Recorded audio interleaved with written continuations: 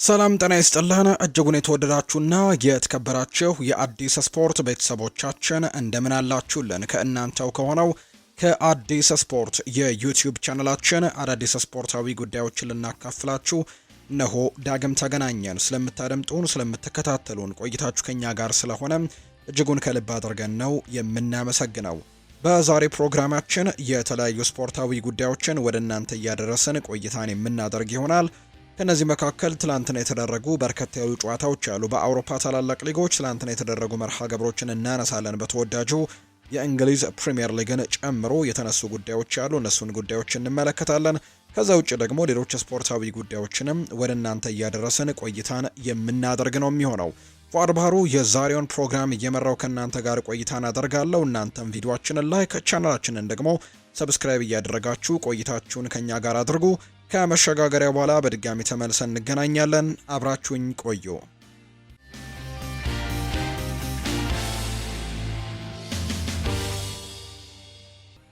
ትላንትና የተደረጉ ጨዋታዎችን በማስቀደም ነው የምንጀምረው። የተወዳጁ የእንግሊዝ ፕሪምየር ሊግ 16ኛ ሳምንት ጨዋታዎች ትላንትና ቀጥለው ተደርገዋል። በተለያዩ ስቴዲየሞች ነው ትላንትና የሚጠበቁ ጨዋታዎች እንደነበሩ ተመልክተናል። ከነዚህ መካከል አርሰናል ከወልቨርሃምፕተን ወንደረርስ ያደረገው መርሃ ግብር አለ። ከዛ ውጪ ሊቨርፑል ትላንትና ጨዋታውን አድርጓል።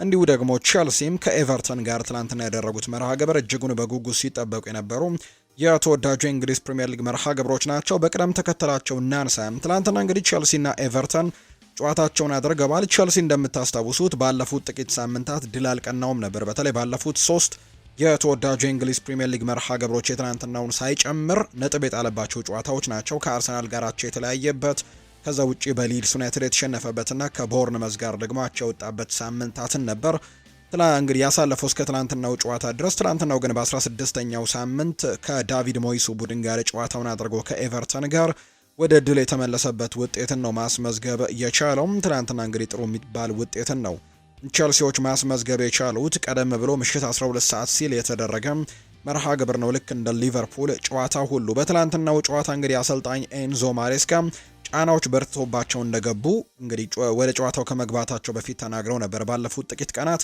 በጣም የተበሳጨውበትና በጣም ያዘንኩባቸው ቀናቶች ነበሩ፣ ምክንያቱም ድጋፎችን ያላገኘንባቸው ቀናቶችን አሳልፈናል ሲልም ጭምር ነበር የተናገረውና ይህም ደግሞ በጣም እንዳስከፋቸው ሲናገሩ ነበር። ከትላንትናው ጨዋታ በፊት ትልልቅ ጥያቄዎች ሲነሳባቸው ነበር፣ በተለይ ውጤት ማጣቱንም ተከትሎና እንዲሁም የተለያዩ አሰልጣኞች ጭምር ከቼልሲ ስራዎች ጋር ስማቸውን ስንሰማ የነበሩ አሰልጣኞች እንደነበሩ የምናስታውሰው ነው። ነገር ግን ትላንትና ለአሰልጣኝ ኤንዞ ማሬስካም ለቼልሲም ፎይታን ያገኙበትን ነጥብ ይዘው ነው ትላንትና መውጣት የቻሉበትን አጋጣሚ እየተመለከት ነው። 2-0 በሆነ ውጤት ትላንትና ማሸነፍ ችለዋል። ከበርካታ ሳምንታት በኋላ እንግዲህ ጉዳት ላይ እንደነበር እናስታውሳለን። ኮል ፓልመር ትላንትና በቋሚ አስተላለፉ ወደ ሜዳ የተመለሰበትን አጋጣሚ ተመልክተናል። ሮበርት ሳንቼዝን በግብ ጠባቂነት፣ ማሎ ጉስቶን፣ ዌስሊ ፎፋናን፣ ትሬቨር ቻሎባሃንና ማርክ ኮሬያን በተከላካይ ስፍራነት ተጠቅመዋል። አሰልጣኝ ኤንዞ ማሬስካም እንግዲህ ባለፉት ጥቂት ሳምንታት ሪስ ጄምስን በአማካይ ስፍራ ላይ ወይም በተከላካይ አማካይ ስፍራ ላይ ሲጠቀሙት ተመልክተናል። ትላንትናም በዛ ቦታ ላይ ነው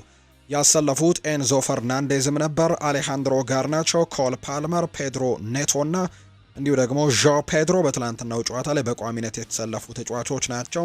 በትላንትናው በቼልሲ በኩል የተመለከትናቸው እነዚህን ተጫዋቾች ነው። በአጠቃላይ ቼልሲ የትላንትናውን ጨዋታ 2-0 በሆነ ውጤት ነው ማሸነፍ የቻለው። የምዕራብ ለንደኑ ክለብ ቼልሲ አሸናፊ ያደረጉ 2 ግቦችን ደግሞ ያስቆጠሩት ኮል ፓልመር እና ማሎ ጉስቶ እንደሆኑ ተመልክተናል። የቼልሲው ተጫዋች ኮል ፓልመር ከ3-4 በኋላ ነው የመጀመሪያ ፕሪሚየር ሊግ ጎሉን ማስቆጠር የቻለው። በርከት ያሉ ጊዜያትም በጉዳት ምክንያት ያልነበረበትን አጋጣሚ የምናስታውሰው ጉዳይ ነው። ቼልሲ በአጠቃላይ በቀጣይ ደግሞ ከኒውካስል ዩናይትድ ጋር መርሃ ግብራቸውን እንደሚያደርጉ ነው የወጣላቸው መርሃ ግብር የሚያሳየው። እንግዲህ ትላንትና ድል ማድረጋቸውን ተከትሎ አሰልጣኝ ኤንዞ ማሬስካ ከጨዋታው በኋላ የተለያዩ ጉዳዮችን ሲያነሱ ተመልክተናል። ከነዚህ መካከል ከአርሰናሉ ጨዋታ በኋላ ሁሉም ሰው ለዋንጫ ይፎካከራሉ ብሎ ጠብቆን ነበር ሲል ነው ማሬስካ የተናገረው። በተለይ ከአርሰናል ጋር ባደረጉት ጨዋታ ወሳኙ ተጫዋቻቸው ሞይስ ካይሴዶ በቀይ ካርድ ከወጣባቸው በኋላ እንግዲህ በጣም በትልቁ እንቅስቃሴዎችን ሲያደርጉ ነበር። አርሰናልም በ10 ተጫዋች የገጠመውን ቼልሲን ማሸነፍ ያልቻለበትንም አጋጣሚ እናስታውሳለንና ያ አጋጣሚ ቼልሲዎችን በጣም አድናቆት እንዲሰጣቸው አድርጎ እንደነበር የምናስታውሰው ነውና ከዛ ጨዋታ በኋላ ምናልባት ቸልሲዎች በዚሁ የሚቀጥሉ ከሆነ የዋንጫው ተፎካካሪ ይሆናሉ የሚሉ ግምቶች እንዲሰጧቸው አድርጎ ነበር። ኤንዞ ማሬስካም ያንን ነው የሚናገሩት። የሰማዮቹ አሰልጣኝ ኤንዞ ማሬስካም ሰዎች በእኔ ላይ እምነት ማጣታቸውን መቆጣጠር አልችልም ሲሉ ነው የተናገሩት። አንድ ሰው በእኔ ላይ እምነት ካጣ እንዳለመታደል ሆኖ ልቆጣጠረው የማልችለው ነገር ነው ሲል ነው አሰልጣኝ ኤንዞ ማሬስካ የሚናገረው። ከአርሰናል ጨዋታ በኋላ ሁሉም ሰው የዋንጫ ተፎካካሪ እንድንሆን አስቦን ነበር። ከሳምንት በኋላ ተቀይሮ ግን ሁሉም እኛን መተቸት ጀምሯል። ነገር ግን ይህ እግር ኳስ እንደሆነ ግን እናውቃለን ሲል ነው አሰልጣኝ ኤንዞ ማሬስካ እየተናገረው። ሌላኛው ማሬስካ የሰጠው ሀሳብ አስከፊ 48 ሰዓታቶችን ያሳለፍነው ሁሉም ሰው ጀርባውን የሰጠን ጊዜ ነበር ሲልም ጭምር ነው የተናገረው። የሰማዮቹ አሰልጣኝ ኤንዞ ማሬስካ ያለፉት 48 ሰዓታት ቸልሲን ከተቀላቀሉ ወዲህ በጣም አስከፊው ጊዜ እንደነበር ነው የተናገሩት። ያለፉት 48 ሰዓታት ቸልሲ ከመጣው ጀምሮ ያየሁት አስከፊ ጊዜ ነበር ያሉት አሰልጣኙም፣ ምክንያቱም አንድም ሰው ከጎናችን አልነበረም ሲሉ ጭምር ነው የተናገሩት። ደጋፊዎቹን እወዳቸዋለሁ፣ በሰጡን ድጋፍም በጣም ደስተኛ ነኝ ሲል ማሬስካ ይናገራል።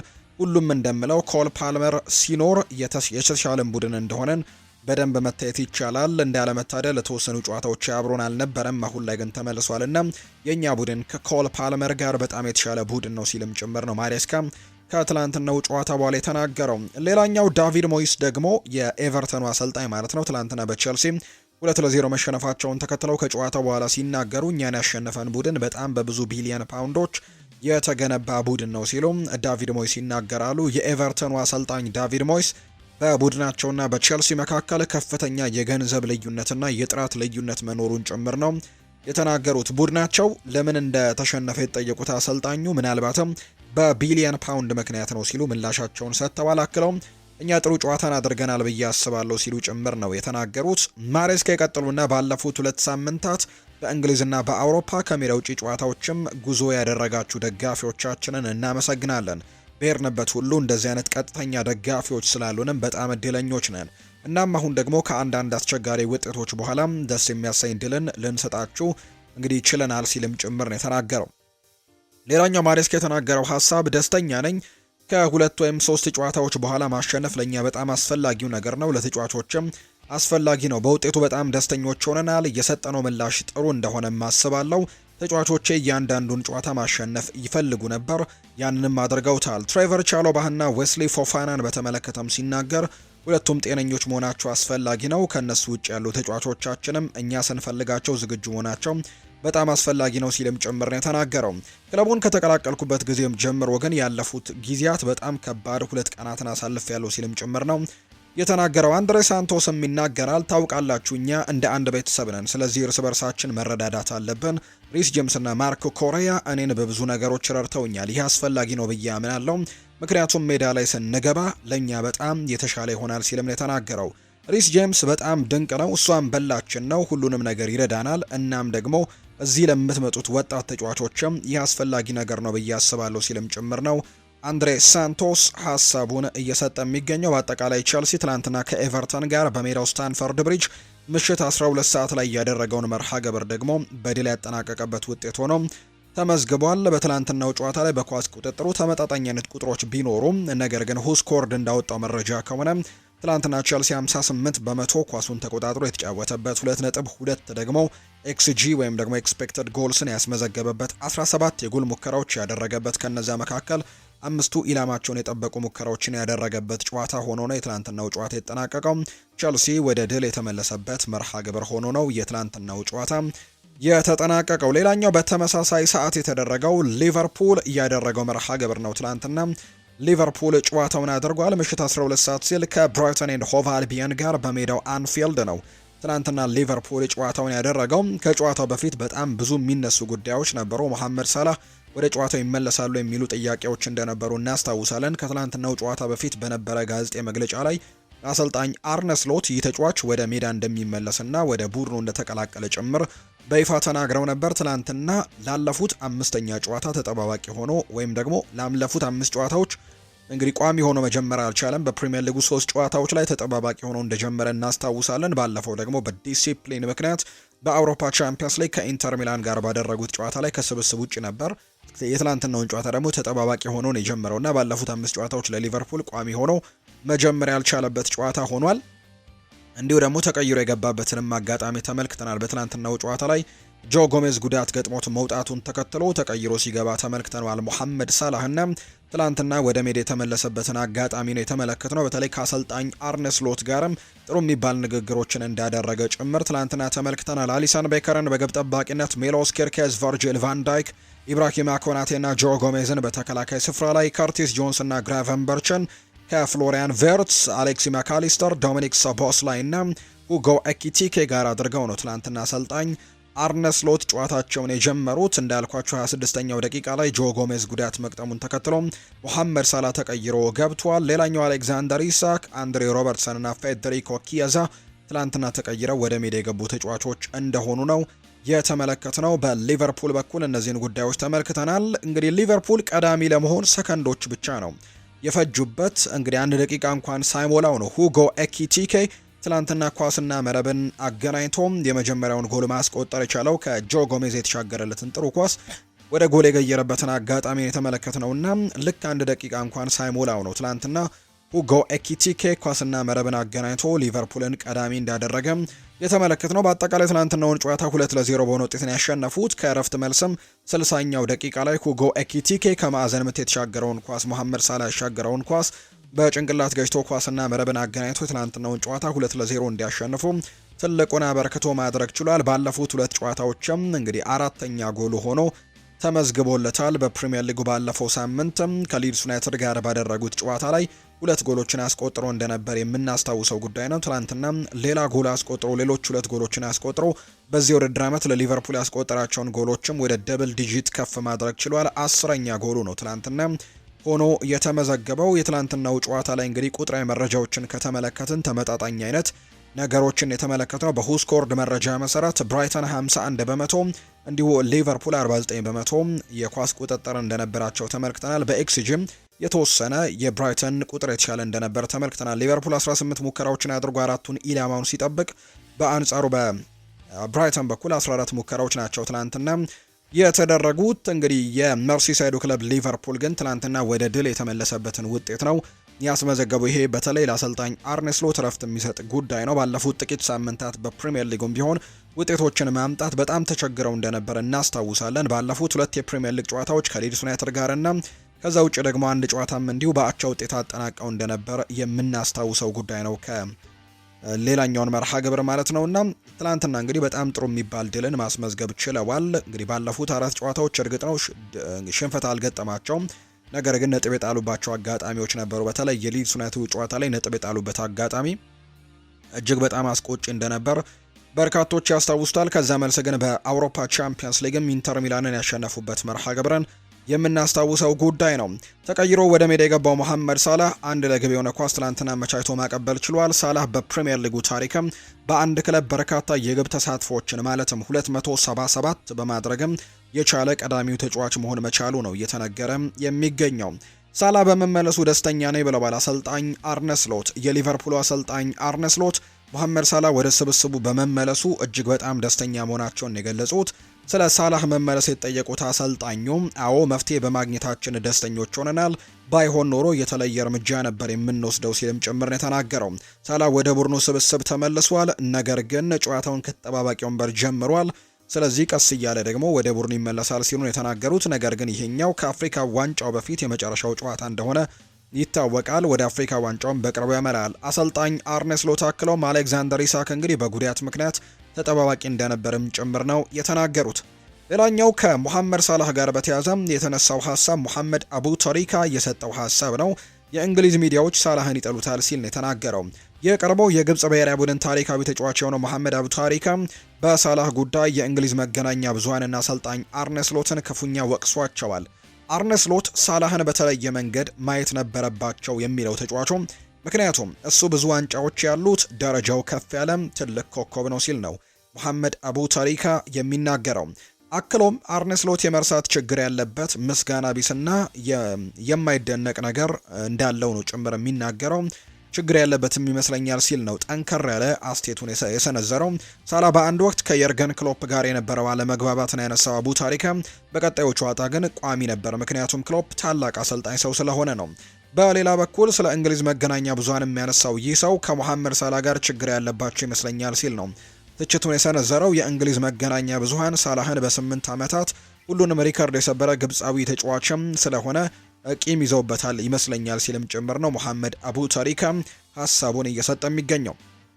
ሌላኛው በርካቶች የሚጠብቁት ከሞሐመድ ሳላህ ጋር እንግዲህ በተያያዘ ከጨዋታው በኋላ ምን አይነት ጉዳዮችን አነሳ የሚለው ጉዳይ ነው። መሐመድ ሳላህ ሲናገር ግብፃዊው የፊት መስመር ተሰላፊ ሞው ሳላህ ከጨዋታው በኋላም በጋዜጠኞች እንግዲህ ለቃለ ምልልስ ሲጠይቁትም አልተቀበላቸውም ነበር። ሳላህ ለጋዜጠኞች እንግዲህ ለሁለት ሳምንታት በተከታታይ ብሎ እንግዲህ ሲጀምሩ ወይም ደግሞ ለሁለት ሳምንታት በተከታታይ ጨዋታዎችን አልተሰለፍክም የሚመስል አይነት ሊጀምሩ ሲሉ አይሆንም በማለትም ጭምር ነው በፈገግታ ምላሹን ሰጥቷቸው የሄደው። ከጨዋታው በኋላ አስተያየታቸውን የሰጡት አርኔ ስሎት በበኩላቸው ከሳላህ ጋር አሁንም ችግር የለም ሲሉ ጭምር ነው የተናገሩት። ከአፍሪካ ዋንጫው በኋላ እንዲመለስ ይፈልጉ እንደሆነ ከጠየቁት አሰልጣኙ አዎ ፈልጋለሁ፣ ሳላህ እንዳይኖረው የሚፈልገው ማን ነው ሲልም ጭምር አሰልጣኝ አርኔ ስሎት ሀሳባቸውን መስጠታቸው ነው የተነገረው። ከጨዋታው በኋላም ደጋፊዎች እንግዲህ ስሙን ከፍ አድርገው ሲዘምሩለትም ጭምር ደስተኛ እንደነበር ነው መሐመድ ሳላህን በትናንትናው ጨዋታ ላይ የተመለከትነውና እንግዲህ ትላንትና ብዙ ጉዳዮች የነበሩበት ጨዋታ ነው ብሎ ማንሳት ይቻላል። ሊቨርፑል የትላንትናውን ጨዋታ እንግዲህ ወደ ድል የተመለሰበት መርሃ ግብር ሆኖ ተጠናቋል። ሁጎ ኤኪቲኬ በዚህ የውድድር ዓመት እንግዲህ ለሊቨርፑል በጣም ድንቅ ስራን እየሰራ የሚገኝ ተጫዋች ነው። 10 ጎሎችን አስቆጥሯል በዚህ የውድድር ዓመት ለሊቨርፑል በሁሉም ውድድሮች እንግዲህ ብቸኛው ተጫዋች ነው ደብል ዲጂት የገባ። ሁለተኛ ደረጃ ላይ ለምሳሌ ያክል በሊቨርፑል በኩል ሁለተኛ ደረጃ ላይ የተቀመጡት ብዙ ግቦችን በማስቆጠር ኮዲ ጋክፖ፣ መሐመድ ሳላህ እና ዶሚኒክ ሶቦስላይ ናቸው። እነዚህ ተጫዋቾች እያንዳንዳቸው 5 ጎሎችን ያስቆጠሩት እንግዲህ ከሁጎ ኤኪቲኬ በግማሽ ያነሰ ጎልን ያስቆጠሩት ማለት ነው። ምክንያቱም ሁጎ ኤኪቲኬ 10 ጎሎችን በዚህ የውድድር ዓመት ለሊቨርፑል ማስቆጠር ችሏል እና እንደውም አንዳንድ ጨዋታዎች ላይ ጭምር ተጠባባቂ የሆነባቸውን አጋጣሚዎች የምናስታውሰው ጉዳይ ነው። ነገር ግን ለዚህ ቡድን በጣም ወሳኝ ተጫዋች እንደሆነ እያስመለከተ ይገኛል። ይህ ተጫዋች ለትላንትናም ድንቅ እንቅስቃሴን ማድረግ ችሏል። ነገር ግን ሊቨርፑል ትላንትና የሚጠበቀውን አይነት እንቅስቃሴ ግን አድርጓል ብሎ መናገር አይቻልም። ሁጎ ኤኪቲኬ ከጨዋታው በኋላ የተለያዩ ጉዳዮችን አንስቷል። የሊቨርፑልን 2 የማሸነፊያ ግቦች ያስቆጠረው ኤኪቲኬ ጨዋታውን ምርጥ ለማለት ያዳግተኛል ሲል የተናገረው ጨዋታው ምርጥ ነው ብዬ መናገር አልችልም፣ ተጨማሪ ጎሎችን ማስቆጠር እንችል ነበር ብዬ አስባለሁ ሲል ነው ትናንትና 2 ጎሎችን ያስቆጠረው ሁጎ ኤኪቲኬ ከጨዋታ በኋላ ሀሳቡን የሰጠውና እኛ በርከት ያሉ ግቦችን ማስቆጠር የምንችልባቸው አጋጣሚዎችን አግኝተን ነበር፣ ነገር ግን ሳንጠቀምባቸው የቀሩ አጋጣሚዎች በጣም ብዙ ናቸው ሲልም ጭምር የተናገረውና ጨዋታው ጥሩ ነበር ብዬ መናገር አልችልም ሲልም ጭምር ነው የተናገረው።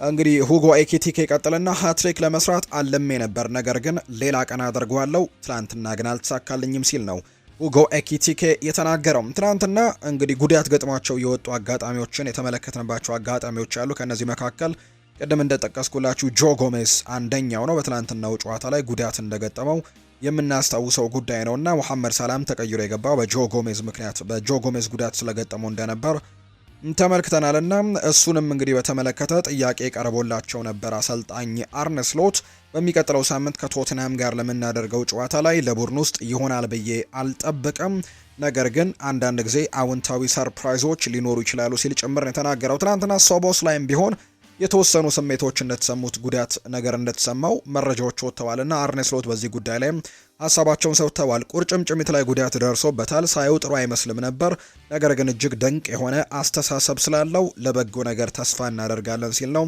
አሰልጣኝ አርኔ ስሎት ስለ ዶሚኒክ ሶቦስላይ ሀሳባቸውን የሰጡት።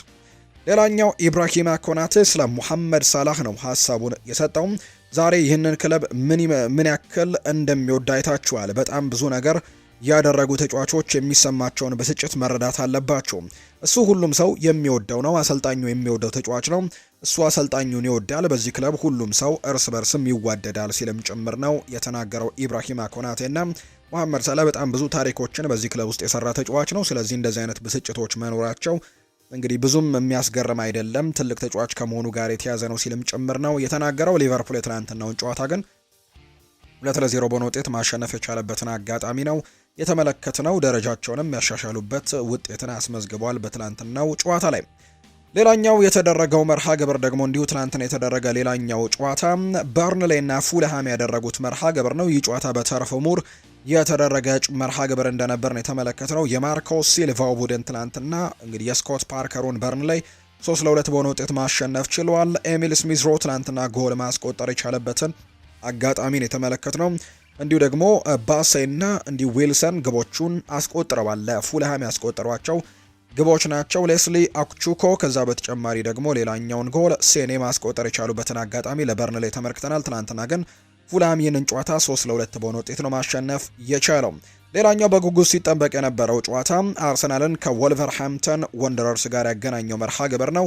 ወልቨርሃምፕተን ወንደረርስ በዚህ ውድድር ዓመት እንግዲህ በጣም ከባድ ጊዜያቶችን እያሳለፈ የሚገኝ ቡድን እንደሆነ ይታወቃል። በአብዛኞቹ ግምት መሰረት ወልቨርሃምፕተን ወንደረርስ በዚህ ውድድር ዓመት ከሊጉ መውረዱን ቀደም ብሎ ነው ያረጋገጠው፣ ወይም ደግሞ ካሁኑ መውረዱን ያረጋገጠ ቡድን ነው የሚል አይነት ሀሳቦችን ጭምር በርካቶች እየሰጡ ነው። በጣም ደካማ የሚባል የውድድር ዓመትን ነው እያሳለፈ የሚገኘው ይህ ቡድን እንግዲህ ቀደም ብሎ በፖርቱጋላዊ አሰልጣኝ ቪቶር ፔሬራ ይመራ ነበር። ነገር ግን ቪቶር ፔሬራ ጥሩ ውጤቶችን ባለማምጣታቸው ምክንያት ሮብ ኤድዋርድስ እንግዲህ በጣም በትልቅ ጭቅጭቅ ነው ጭምር የውል ማፍረሻውን ከፍለው ወልቨርሃምፕተን ወንደረርሶች ያመጡት። ነገር ግን ጥሩ ነገሮችን ማስመዝገብ አልቻለም። በትላንትናው ጨዋታ ላይ ግን አርሰናል ከዚህ በላይ በርከት ያሉ ግቦችን ያስቆጥርበታል ብለው በርካቶች ግምቶቻቸውን ሰጥተው ነበር። ትላንትና ግን አርሰናል 2-1 በሆነ ውጤት ነው ማሸነፍ የቻለው።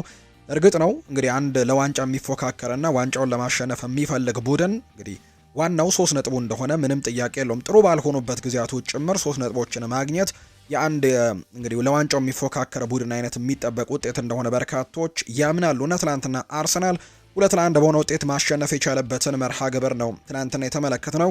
ጨዋታው በተጀመረ 31ኛው ደቂቃ ላይ ለአርሰናሎች ሌላ መጥፎ ዜና የሆነው ነገር ቤን ዋይት ጉዳት ገጥሞት መውጣቱ ነው። እንግዲህ አርሰናል በዚህ የውድድር ዓመት በጉዳት በጣም እየተቸገረ የሚገኝ አይነት ቡድን፣ በተለይ በቅርብ ሳምንታት ደግሞ በተከላካይ መስመር ላይ የሚገኙ ወሳኝ ተጫዋቾቻቸውን በጉዳት ምክንያት ያጡባቸው መርሃ ግብሮች እንደሆኑ እናስታውሳለን። ከነዚህ መካከል ዊሊያም ሳሊባን በጉዳት ምክንያት ያጡበት አጋጣሚ ነበር፣ ምንም እንኳን ትላንትና ወደ ጨዋታው ቢመለስም። ከዛ በተጨማሪ ጋብሪኤል ማጋሌሽ እንዲሁ ደግሞ ክሪስቲያን ሞስኩዌራ ጭምር ትላንትና በጨዋታው ላይ ጉዳት የገጠመባቸውን አጋጣሚዎች በስፋት የተመለከትንባቸው አጋጣሚዎች ነበሩ። ትላንትና አሰልጣኝ ሚኬል አርቴታ በግብ ጠባቂነት ዳቪድ ራያን፣ በተከላካይ ስፍራ ላይ ዩሪየን ቲምበርን፣ ፒየሮ ሂንካፒየን፣ ዊሊያም ሳሊባን እና ቤን ዋይትን እየተጠቀሙበትን ወይም ደግሞ እነዚህን ተጫዋቾች ወደ አስተላለፉ ያስገቡበትን አጋጣሚ ተመልክተናል። እንዲሁ ደግሞ በአማካይ ስፍራ ላይ ዴክላን ራይስን ከዙቤሜንዲ ከኤዜ ጋር አጣምረዋል። ማርቲኔሊ፣ ዮኬሬሽ እና ሳካ በትላንትናው ጨዋታ በቋሚ ያስተላለፉ ሲካተቱ ቤን ዋይት በጉዳት ምክንያት ሲወጣ ሉዊስ ስኬሊ ወደ ጨዋታው የገባበት፣ ማርቲን ኦዴጋር፣ ሊያንድሮ ትሮሳር፣ ሚኬል ሜሪኖ እና ጋብሪኤል ሄሱስ ተቀይረው ወደ ሜዳ የገቡበትን አጋጣሚ በትላንትናው ጨዋታ ላይ ተመልክተናል። አርሰናሎች እንዳልኳችሁ በተከላካይ መስመር ላይ በጣም እንግዲህ ጉዳቶች የገጠማቸው ቅርብ ሳምንታትን እንዳሳለፉ እናስታውሳለን። ዊሊያም ሳሊባ እንኳን በትላንትናው ጨዋታ ላይ ነው ወደ ሜዳም እንግዲህ እንደተመለሰ ትላንትና የተመለከትነውና የትላንትናው ጨዋታ ለአርሰናል በጣም ወሳኝ እንደነበረ በርካቶች ያነሳሉ። ነገር ግን በቀላሉ ይህንን ጨዋታ ያሸንፋሉ፣ እንደውም በርከት ያሉ ግቦችንም ያስቆጥራሉ ተብሎ የተጠበቀበት መርሃ ግብር ነበር። ምክንያቱም ወልቨርሃምፕተን ወንደረርስ ካለው እጅግ የወረደ የውድድር ዓመትን እያሳለፈ ከመሆኑ ጋር በተያያዘ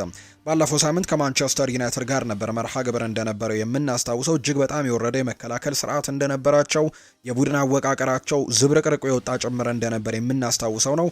በትላንትናው ጨዋታ ግን የተወሰኑ መሻሻሎችን ለማድረግ ሙከራዎችን አድርገዋል አሰልጣኝ ሮብ ኤድዋርድስ። በትላንትናው ጨዋታ አርሰናል ሙሉ ለሙሉ የኳስ ቁጥጥር ነበረው ብሎ ማንሳት ይቻላል። 69 በመቶ የኳስ ቁጥጥር ነበረው በቁጥራዊ መረጃዎች መሰረት። ነገር ግን የጎል ሙከራዎችን በማድረጉ ረገድ ግን የተወሰኑ መዳከሞችን በትላንትናው ጨዋታ ላይ ተመልክተናል። እርግጥ ነው 16 ሙከራዎችን ያክል አድርገዋል። ነገር ግን ከነዚህ መካከል ኢላማቸውን የጠበቁላቸው 2 ሙከራዎች ብቻ እንደነበሩ የምናስታውሰው ጉዳይ ነው። ቢሆንም ግን አርሰናል የትላንትናውን ጨዋታ 2-1 በሆነ ውጤት ማሸነፍ ችሏል። ሙሉ 3 ነጥብም ማግኘት የቻሉበትን አጋጣሚን የተመለከትነው። የአርሰናልን የማሸነፊያ ግቦች የተቆጠሩት ሁለቱም በወልቨርሃምፕተን ወንደረርስ ተጫዋቾች እንደሆኑ ነው የተመለከትነው። እንግዲህ ትላንትና ግብ ጠባቂው ሳም ጆንስቶን እና እንዲሁ የተከላካይ ስፍራ ተጫዋች የሆነው ሞስኩዌራ፣ የወልቨርሃምፕተን ወንደረርሱ ተጫዋች ማለት ነው፣ የአርሰናሉ ሞስኩዌራ ሳይሆን የወልቨርሃምፕተን ወንደረርሱ ሞስኩዌራ በራሳቸው ላይ ባስቆጠሩት ግቦች እነዚህ ሁለት ተጫዋቾች አርሰናል 2-1 በሆነ ውጤት ማሸነፍ የቻለበትን አጋጣሚ ነው የተመለከትነው። አርሰናል ማሸነፋቸውን ተከትሎ ፕሪሚየር ሊጉን አሁን በ5 ነጥብ ልዩነት መምራት ጀምረዋል። ምክንያቱም ሲቲ ዛሬ ነው ጨዋታውን የሚያደርገውና ሲቲ ጨዋታውን እስኪያደርግ ድረስ የነጥብ ልዩነቱን ወደ 5 ከፍ ማድረግ የቻሉበትን አጋጣሚ ተመልክተናል። ወልቭስ በዚህ ዓመት ምንም የሊግ ጨዋታ ያላሸነፈም ብቸኛው ቡድን መሆኑን አሁንም ቀጥሏል። 16 ሳምንታት ተጉዘዋል። ፕሪሚየር ሊጉ 14ቱን ጨዋታዎች ተሸንፈዋል። 2 ጨዋታዎችን አቻ ብቻ በመውጣት 2 ነጥቦችን መሰብሰብ የቻለ ቡድን ነው። አርሰናል በቀጣይ ቅዳሜ ከኤቨርተን ጋር ጨዋታውን ያደርጋል በጉዲሰን ፓርክ። የሚደረግ መርሃ ግብር ነው። እንግዲህ ከትላንትናው ጨዋታ ጋር አያይዞ የተለያዩ ጉዳዮች ተነስተዋል። ከነዚህ መካከል ቡካዮ ሳካ ያነሳውን ሀሳብ እንመልከት። አንዳንድ ጊዜ እድል ያስፈልግሃል ሲል ነው ቡካዮ ሳካ የተናገረው። የአርሰናሉ ተጫዋች ቡካዮ ሳካ ቡድኑ ባገኘው 3 ነጥብ መደሰት እንዳለባቸው ነው ከጨዋታ በኋላ የተናገረው። በትላንትናው ጨዋታ ላይ በጣም አስከፊ ወይም ደግሞ ያልጠበቁት አይነት ውጤት እንደሆነ የሚያሳየው ወይም ደግሞ የትላንትናው ጨዋታ በጣም ጭንቅ የተሞላበት እንደነበር የተመለከትነው። አርሰናል የመጨረሻውን ጎል ያስቆጠረው ወይም ደግሞ ሞስኩዌራ የወልቨርሃምፕተን ወንደረርሱ ተከላካይ ራሱ ላይ ነው ጎል ያስቆጠረውና ያ ጎል የተገኘው በመጨረሻው 94ኛ ደቂቃ አካባቢ እንደነበር ነው ትላንትና የተመለከትነውና እንግዲህ 90ኛው ደቂቃ ላይ የአቻነቱን ጎል ወልቨርሃምፕተን ወንደረርሶች አስቆጥረው ጨዋታው 1-1 ሊጠናቀቅ ነው ሲባል ነው 94ኛው ደቂቃ ላይ ሞስኩዌራ ራሱ ላይ ጎል አስቆጥረው ጨዋታውን አርሰናል ያሸነፈውና ያንን ጎል ስታስቆጥር በመጨረሻ ደቂቃ ላይ የተቆጠረ ጎል ነው። እንዲሁ ደግሞ ቡድንን ሙሉ 3 ነጥብ የሚያስገኝ አይነት ጎል ነው የተቆጠረውና በቡድኑ ውጤት እጅግ በጣም ደስተኛ እንዳልሆነ እንግዲህ አሰልጣኝ ሚኬል አርቴታ የተረዳነበት ምክንያት ያ ጎል ሲቆጠር ወይም የመጨረሻው ደቂቃ ላይ ጎል ሲያስቆጥሩ በጣም ብስጭቱን ሲገልጽ ነበር። የተለያዩ ነገሮችን ሲጠልዝ ጭምር ተመልክተናልና ምን ያክል በጣም አስጨናቂ እንደነበረና በቡድኑ እንቅስቃሴ ጭምር ደስተኛ እንዳልነበር ነው በትናንትናው ጨዋታ ላይ የተመለከትነው። ሳካ ግን ምንም ነገር ቢሆን ዋናው ጨዋታውን ማሸነፋችን ነው፣ እድሎች አንዳንድ ጊዜ ያስፈልጋሉ ሲል ጭምር ነው የተናገረው። ጥሩ ነገሮችን ባናሳይም ደስተኛ መሆናችንን ግን እንቀጥላለን፣ ምክንያቱም 3 ነጥቡን ይዘን መውጣታችን ዋናው 3 ነጥቡ ነው ሲል ነው ቡካዮ ሳካ የተናገረው። አክሎም አንዳንድ ጊዜ እድል ያስፈልጋል፣ ነጥቡን አግኝተነዋል፣ ወደፊትም እንግዲህ እንደዚሁ እንቀጥላለን ሲልም ጭምር ነው የተናገረው። ቡካዮ ሳካ የጨዋታው ኮከብ ተብሎ የተመረጠው ተጫዋች እንደሆነ ነው የተመለከትነው።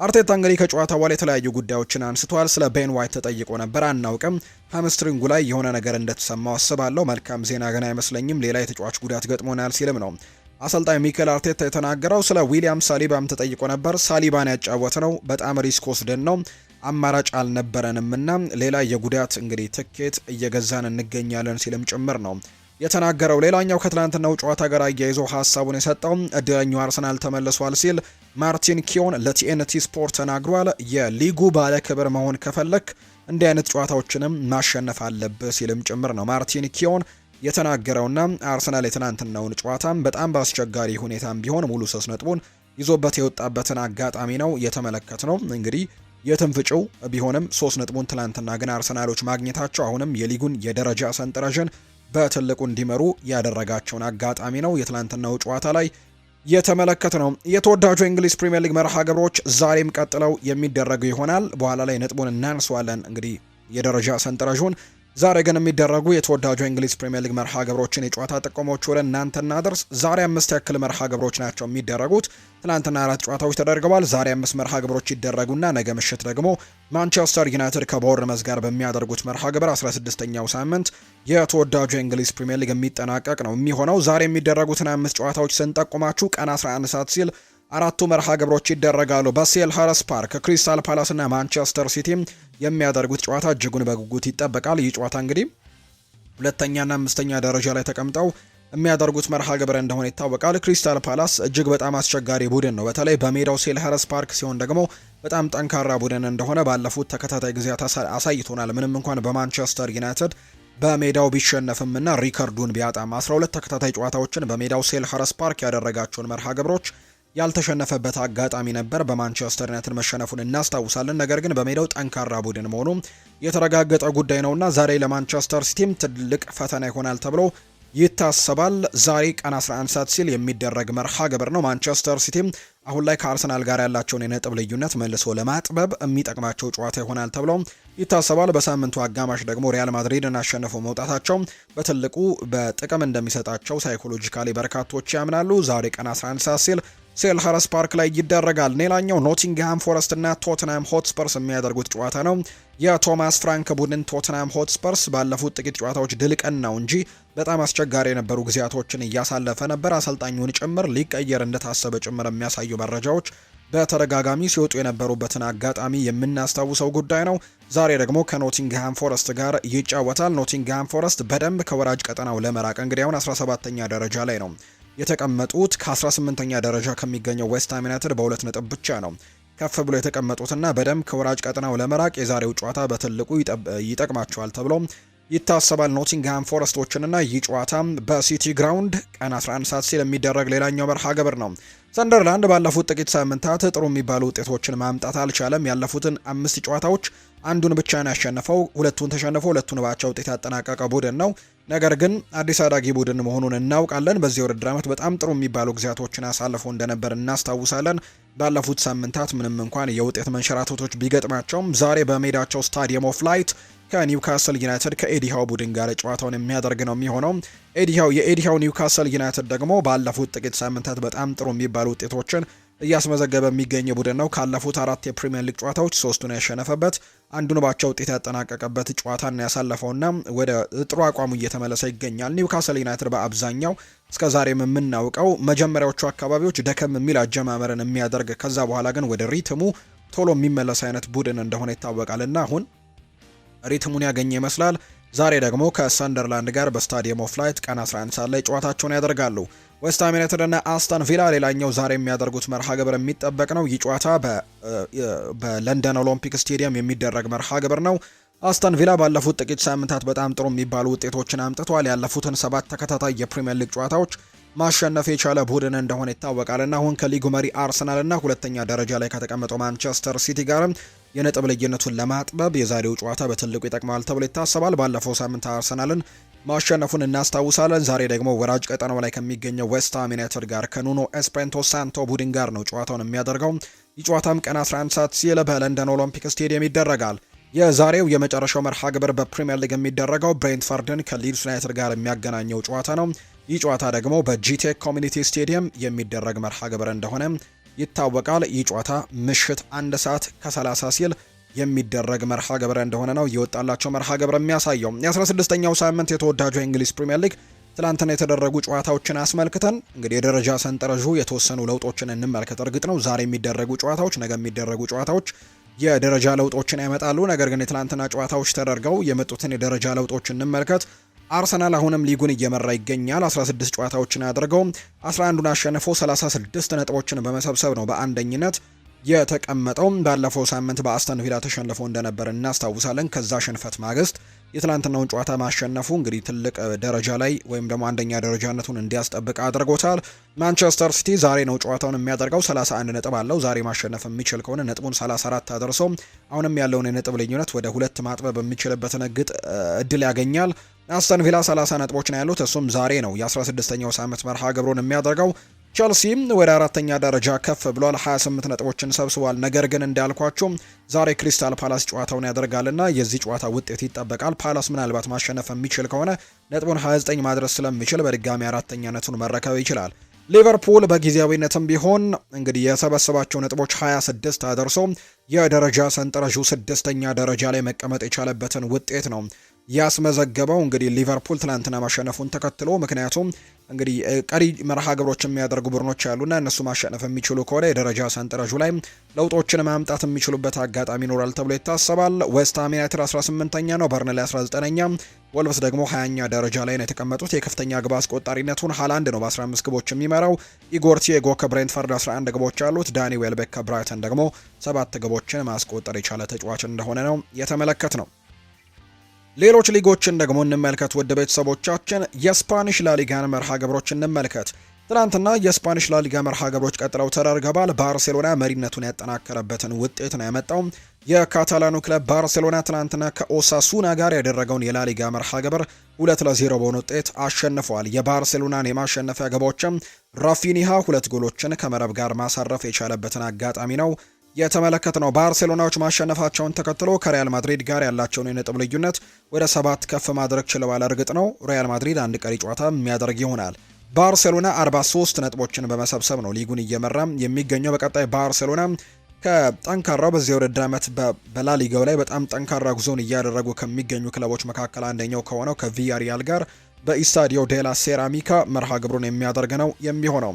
በስፓኒሽ ላሊጋ ሌሎች ትላንትና የተደረጉ ጨዋታዎች አሉ። በኤር ዋንዳ ሜትሮፖሊታኖ አሬና አትሌቲኮ ማድሪድ ትላንትና ቫሌንሲያን ያስተናገደበት መርሃ ግብር ነበር። ኮኬና ከዛ በተጨማሪ ደግሞ አንቷን ግሪዝማን ባስቆጠሯቸው 2 ግቦች ትላንትና ጨዋታውን 2-1 በሆነ ውጤት ማሸነፍ ችሏል። አትሌቲኮ ማድሪድ የትላንትናውን መርሃ ግብር ወደ ድል ያገኙበት አጋጣሚ ነው ትላንትና በአትሌቲኮ ማድሪድ በኩል የተመለከት ነው። በሌላ የስፓኒሽ ላሊጋ መርሃ ግብሮች ማዮርካ እና ኤልቼ ጨዋታቸውን አድርገው ማዮርካ 3-1 በሆነ ውጤት እንዲሁ ማሸነፍ የቻለበት መርሃ ግብር ነበር። ኤስፓኞል ደግሞ እንዲሁ ሄታፌን 1-0 በሆነ ውጤት ትላንትና ማሸነፍ ችሏል።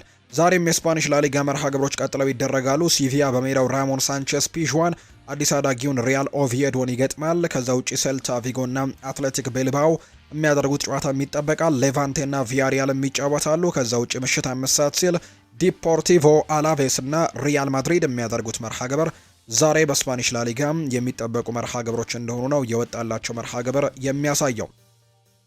የጀርመን ቡንደስሊጋን ደግሞ እንመልከት። በጀርመን ቡንደስሊጋ ጨዋታዎች ቀጥለው ተደርገዋል። ትላንትናም ቦሩሲያ ሞንቸግላድባ በሜዳው በቮልስበርግ 3-1 ተሸንፏል። አይንትራክ ፍራንክፈርት ኦግስበርግን 1-0 ያሸነፈበት መርሃ ግብር ትላንትና የተደረገ ነው። ሆፋይኒያም ሃምበርግን 4-1 አሸንፏል። ከዛ ውጭ ደግሞ ሴም ፓውሊ ሄዲንግሃምን 2-1 ሲያሸንፍ፣ ባየር ሌቨርኩዘን በሜዳው ባይ አሬና ኮሎኝን 2-0 በሆነ ውጤት ያሸነፈበት መርሃ ግብር ትላንትና የተደረጉ ናቸው። ዛሬም በጀርመን ቡንደስሊጋ ጨዋታዎች ቀጥለው ሲደረጉ ፍራይበርግ ከቦሩሲያ ዶርትመንድ ጋር ይጫወታል። ባየር ሚኒክ በሜዳው አሊያንዝ አሬና ምሽት 1 ሰዓት ከ30 ሲል ከማይንዝ ጋር ይጫወታል። ቨርደር ብሬመን ደግሞ ከሽቱትጋርት ጋር ምሽት እንግዲህ 3 ሰዓት ከ30 ሲል የሚያደርጓቸው መርሃ ግብሮች ዛሬ በጀርመን ቡንደስሊጋ የሚደረጉ ጨዋታዎች ናቸው። በጣሊያን ሴሪኤ ትላንትና ቶሪኖ ክሮምኔንሴን 1-0 አሸንፏል። ላትሲዮም ፓርማን እንዲሁ 1-0 ያሸነፈበት መርሃ ግብር ነበር። ትላንትና በላትሲዮ በኩል 2 ቀይ ካርዶችን ተመልክተናል። ነገር ግን የትላንትናውን ጨዋታ 1-0 አሸንፏል። እንዲሁ አታላንታና ካግሊያሪ ትላንትና ያደረጓቸው መርሃ ግብሮች ነበሩ። አታላንታ ይህንን ጨዋታ 2-1 በሆነ ውጤት ማሸነፍ የቻለበት መርሃ ግብር ሆኖ ተጠናቋል። ጂያንሉካ ስካማካ ትላንትና ጎል ማስቆጠር ችሏል። ሁለቱንም ጎሎች እሱ ነው ትላንትና ለአታላንታ ማስቆጠር የቻለው። በዚህም በጣሊያን ሴሪኤ ትላንትና አታላንታ ወደ ድል የተመለሰበት መርሃ ግብር ሆኖ ተጠናቋል። ዛሬ ነው ተጠባቂ ጨዋታዎች የሚደረጉት። ኤሲ ሚላን በሜዳው ሳንሲሮ ጁሴፔ ማይዛ ከሳሶሎ ጋር ጨዋታቸውን ያደርጋሉ። ፊዮረንቲና እና ቬሮና፣ ኡዲኒዜና ናፖሊ የሚያደርጉት ጨዋታ ምሽት 1 ሰዓት ላይ ተጠባቂ መርሃ ግብር ነው። ዤኖዋና ኢንተር ሚላን ምሽት 2 ሰዓት ሲል ጨዋታቸውን የሚያደርጉ ይሆናል። የኡዲኒዜና የናፖሊ ጨዋታ ቀን 11 ሰዓት የሚደረግ ነው። ሌላኛው ቦሎኛና ዩቬንቱስ የሚያደርጉት ጨዋታ ደግሞ ምሽት 4 ሰዓት ከ45 ሲል ዛሬ በጣሊያን ሴሪኤ የሚደረጉ ጨዋታዎች ናቸው። ሌላኛው የምንመለከተው ሊግ ደግሞ የፍሬንች ሊግ አን ይሆናል። ትላንትና 3 ጨዋታዎች ናቸው የተደረጉት። ሬንስ ብሬሽተን 3-1 በሆነ ውጤት ሲያሸንፍ፣ አዲስ አዳጊው ፓሪስ በቱሉስ ትላንትና 3-0 ተሸንፏል።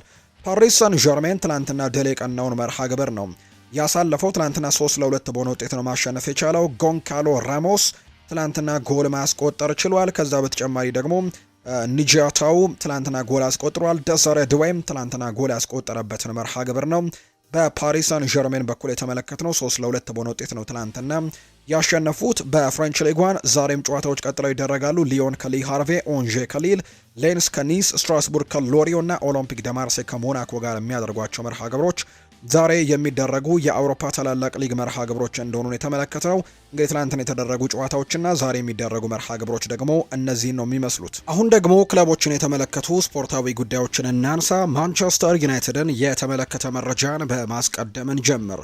ጆሹዋ ዘርክዚ የሮማ ተቀዳሚ ኢላማ ሆኗል። የጣሊያኑ ክለብ ሮማ በጥር ተጫዋቾች የዝውውር መስኮት የማንቸስተር ዩናይትዱን ጆሹዋ ዘርክዚን ማስፈረም ቀዳሚ ኢላማቸው እንደሆነ ነው የተነገረው። ይሁን እንጂ ማንቸስተር ዩናይትድ ኔዘርላንዳዊውን አጥቂ በጥር ተጫዋቾች የዝውውር መስኮት ለመልቀቅ ግን ምንም አይነት ምልክት አለማሳየቱን ነው እየተገለጸ የሚገኘውና በተለይ ደግሞ ተጫዋቾች በአፍሪካ ዋንጫው የሚያመሩበት ወቅት ጋር ከመሆኑ በተያያዘ ማንቸስተር ዩናይትድ ይህንን ተጫዋች በቀላሉ ይለቋል ተብሎ አይታሰብም። ስለዚህም በበርካታ ክለቦች ፍላጎት ቢኖርም ነገር ግን ማንቸስተር ዩናይትድ ይህንን ተጫዋች ስለመልቀቅ የወሰነው ውሳኔ እንደሌለ ነው ፋብሪዚዮ ሮማኖ መረጃውን ያጋራው። ማንቸስተር ዩናይትዶች ቦርንመዝን ማሸነፍ የሚችል አቅም አላቸው ብለዋል። የእንግሊዝ ፕሪምየር ሊግ የምንጊዜም ከፍተኛ ግብ አስቆጣሪ የሆነው አለን ሺረር ነው ይህንን የተናገረው። ማንቸስተር ዩናይትድ ቦርንመዝን ማሸነፍ የሚችል ቡድን እንደሆነ ይናገራል። ማንቸስተር ዩናይትድ ቦርንመዝን ማሸነፍ የሚችል በቂ አቅም አላቸው ብዬ አስባለሁ።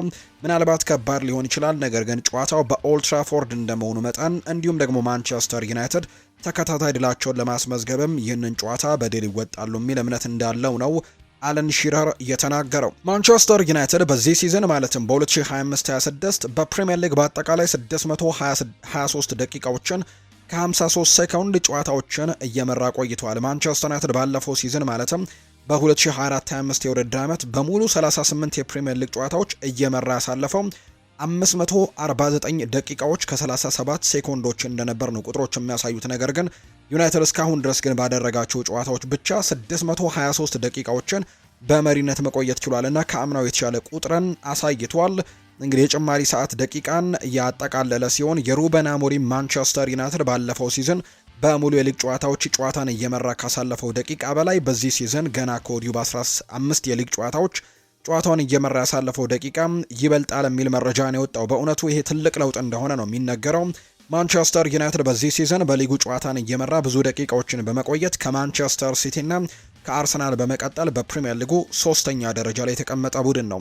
በአጠቃላይ እነዚህ የሊግ ክለቦች እንግዲህ ጨዋታን እየመሩ የቆዩባቸው አቻ ሆነው የቆዩባቸውና ጨዋታዎችን እየመሩ የቆዩባቸው መረጃዎችን ነው ኦፕታ የተባለው የቁጥራዊ መረጃዎች ተቋም ያወጣውና ዩናይትድ በጣም በትልቁ ለውጥ ያሳየበት የውድድር ዓመት እንደሆነ ነው የተናገረው።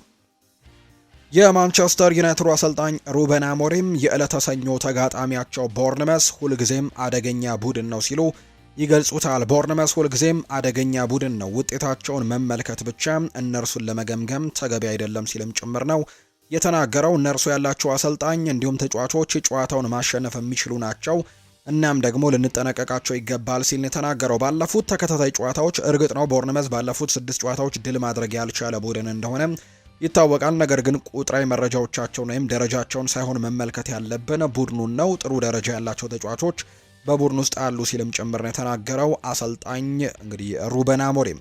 በርካታ የግብ ዕድሎችን በመፍጠርም ቀዳሚው ነው ማንቸስተር ዩናይትድ። በዘንድሮው የውድድር ዓመት በፕሪሚየር ሊጉ በርካታ የግብ ዕድሎችን የፈጠሩ ክለቦች ይፋ ተደርገዋል። ሁስኮርድ ባወጣው መረጃ መሰረት የሀገር እንግሊዙ እንግዲህ ማንቸስተር ዩናይትድም 181 የግብ ዕድሎችን በመፍጠርም በቀዳሚነት መቀመጡን የተነገረው። በብራይተንና በኤፍኤ ካፕ መርሃ ግብሩ ላይ ሲናገር አሰልጣኝ ሩበን አሞሪም እርሱ ለውጥ አያመጣም፣ ይህ የውድድር ዘመን በስሞች ላይ ማተኮር እንደማንችል አሳይቶናል። ከሌላኛው የዋንጫ ውድድር አስቀድመን ተሰናብተናል፣ ስለዚህ ደግሞ ይህንን ማሸነፍ አለብን፣ የኤፍኤ ካፑን ጨዋታ ማሸነፍ አለብን ሲል ነው ሩበን አሞሪም የተናገረው። ማንቸስተር ዩናይትድ ዲየጎ ዳሎን የመሸጥ ምንም አይነት እቅድ የለውም ተብሏል። ከቅርብ ጊዜያቶች ወዲህ እየተተቸ የሚገኘው ፖርቱጋላዊው የማንቸስተር ዩናይትድ ተከላካይ ዲየጎ ዳሎ በክለቡ ቤት እንግዲህ የመቆየት እድሉ ሰፊ እንደሆነ ተነግሯል። አሁን ላይ ማንቸስተር ዩናይትድ ዲየጎ ዳሎን የመሸጥ ምንም አይነት እቅድ የለውም ተብሏል። ክለቡ ተጫዋቹን ለገበያ ቢያቀርብም ብዙ ፈላጊዎች እንደሚኖሩት ቢያምኑም አሁን ላይ ግን የመሸጥ ምንም አይነት እቅድ እንደሌላቸው ነው ዘ አትሌቲክ የተባለው የመረጃ ምንጭ የተናገረው። ለቦርንመዙ ጨዋታ የመድረስ እድሉ ጠባብ ነው ተብሏል። ቤንጃሚን ሼስኮ ስሎቬኒያዊው አጥቂ ቤንጃሚን ሼስኮ ከጉዳቱ በማገገም በቅርቡ የሳር ላይ ልምምዶችን ማከናወኑ የሚታወስ ጉዳይ ነው። ማንቸስተር ዩናይትድ በትላንትናው ዕለትም ባሳለፉት የቡድን ትሬዲንግ ላይ ቤንጃሚን ሼስኮ መሳተፍ ችሏል። ለብቻውም በሳር ላይ ልምምዶችን ማከናወን ችሏል። ቤንጃሚን ሼስኮ እንግዲህ በዛሬው ዕለት ምርመራ የሚደረግለት ይሆናል። ለቦርንመዙ ጨዋታ ለመድረስም ይችል እንደሆነና እንደማይሆን ደግሞ በምርመራው ይረጋገጣል ተብሏል። ነገር ግን በአሁኑ ሰዓት ባሉት ግምታዊ ነገሮች ግን ቤንጃሚን ሼስኮ በቦርንመዙ ጨዋታ ላይ በቡድን ስብስብ ውስጥ የመካተት እድሉ ዝቅተኛ ሊሆን እንደሚችልና ከዛ ጨዋታ ይልቅ ግን በሌሎቹ በቀጣዮቹ ጨዋታዎች ላይ ሊኖር የሚችልበት እድል ሰፊ ነው ተብሎ እየታመነ ይገኛል። ስለዚህም በቦርንመዙ ጨዋታ ላይ ቤንጃሚን ሼስኮ ላንመለከተው የምንችልበት እድል ሰፊ ነው ተብሎ ነው የተነገረው። ሌላኛው ሩበን አሞሪም ያነሱት ሀሳብ ቦርንመዞች ልዩ የሆነ ብቃትና ትልቅ ችሎታ ያላቸው ተጫዋቾች ያሏቸው በሁሉም መስመሮችና በሁለቱም ደግሞ እግሮች መጫወት የሚችል ተጫዋች አንቷን ሴሜንዮ ያላቸውና በጣም ድንቅ የሆነ ቡድን አላቸው ሲልም ጭምር ነው ሩበን አሞሪም እየተናገረም የሚገኘው። ማንቸስተር ዩናይትድ በቀጣይ ብሩኖን የተመለከቱ የዝውውር ጥያቄዎችን ከሌሎች ክለቦች የመስማት ፍላጎት ሊኖረው እንደሚችል ተናግረዋል። እንደ አልሂላል እና አልኤቲሃድ ያሉ ክለቦችም በተጫዋቹ ላይ ጠንካራ ፍላጎት ያላቸው ክለቦች ናቸው። በማንቸስተር ዩናይትድ በገበያው ከሚቀርቡ ተጫዋቾች መካከል ብሩኖ ሚጌል ፈርናንዴስ ዋነኛው መሆኑ ተጠቁሟል። በተለይም ኢኒዮስ ክለቡን በገንዘብ ይበልጥ የተረጋጋ ለማድረግም ካላቸው ፍላጎት አንጻር ብሩኖ ሚጌል ፈርናንዴዝን ስለመሸጥ ሊያስቡ እንደሚችሉ ተናግሯል። በመሆኑም የተጫዋቹ የውል ማፍረሻ በጊዜ የማይከፈል ከሆነ ማንቸስተር ዩናይትድ እስከ 70 ሚሊዮን ፓውንድ የሚደርስም የዝውውር ዋጋ እንደሚሸጠው ነው ይጠበቃል ተብሎ የሚታሰበው። ማንቸስተር ዩናይትድ የአፍሪካውያን ተጫዋቾቹን ሁኔታ እስካሁን ድረስ አላወቀም። ቀጣይ ሳምንት ለሚጀመረው የአፍሪካ ዋንጫ ለሀገራቸው ግዳጃቸውን የሚወጡት ኑሱር ማዝራዊ፣ ብሪያን ኤምቤሞ እና አማድ ዲያሎ በተለመደው ሁኔታ ከቡድኑ ጋር ልምምድ አድርገዋል። ሆኖም ግን ማንቸስተር ዩናይትድ አሁንም ተጫዋቾቹ ለአፍሪካ ዋንጫ ጨዋታ ጥሪ የደረሳቸው በመሆኑ ከቦርንመዝ ጋር ለሚደረገው ጨዋታ ስለመገኘታቸው እርግጠኞች አልሆኑም ብለዋል ክሪስ ዊለር ባጋራው መረጃ።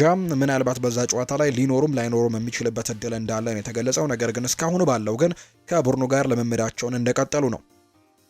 በማንቸስተር ዩናይትድ መለያ ያሳለፍከው መጥፎ ጊዜ የትኛው ነው ተብሎ ተጠይቆ ነበር ሃሪ ማጓየር ሲናገር፣ ትዝ ይለኛል በሶስተኛው የውድድር ዓመት የመጠናቀቂያ ላይ ነበር። በሊጉ መጥፎ ደረጃ ላይ ስለነበረን ትችቶች ተበራክተውብኝ ነበር። የቡድን አምበሉን የነበርኩኝ፣ ለዚያም ደግሞ ብዙ ኃላፊነቶችን መውሰድ ነበረብኝና ማድረግዋለሁ።